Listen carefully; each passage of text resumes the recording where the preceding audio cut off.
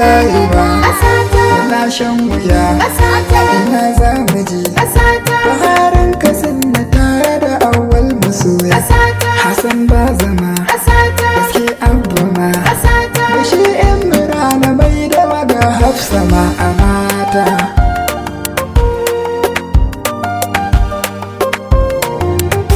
ina za mu je wayo wayo rayuwa kasata ina za mu je wayo wayo rayuwa kasata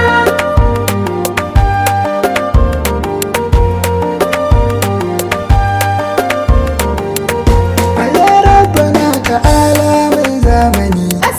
wayo rayuwar kasar mu muna shan boni shi kuma shugaban ta tamkar fir'auna ne ba shi da tausayi ya fir'auna ne da hamana ne a yaran bana ka tarwasa azzaliman kasa ina za mu je wayo wayo rayuwa kasata a yankin arewa mu akare na tuni babu tsara gare magayin mamun gani ga wata tambaya ina manyan namu ne ko dai babu su sun zama su yaren DTM sako ga matasa mu ceci kasata ina za mu je wayo wayo rayuwa kasata mu dai yan arewa mu fake kashewa ƴaƴan talakawa mu fake kashewa ba mu da dattacewa sannan ba kulawa ba kuma tallafawa wayo rayuwa gudu wa kunganta ta yi tsada kayan masarufi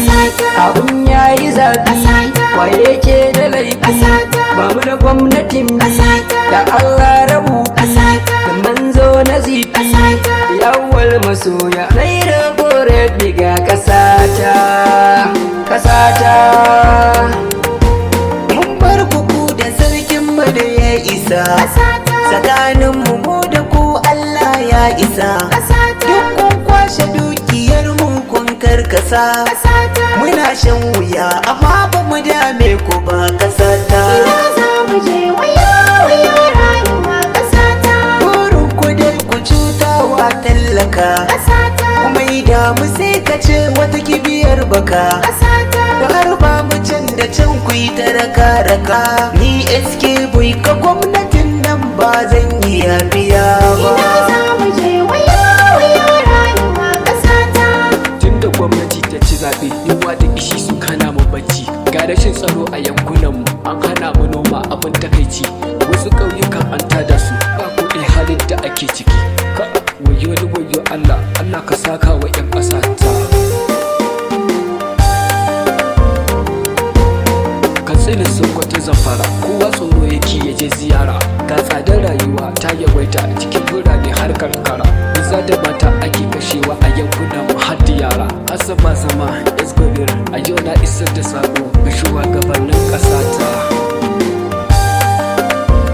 kasata ce a farko a yau ta zama a baya tuwon masara da gero a yau mun ci shigaya kasar da muke da yanci an samu muna ta buya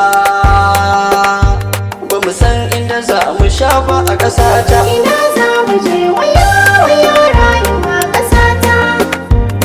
rashin tsaro arewa yunwa ma dai arewa talauci ma arewa muna da arzikinmu an samu muna ta fama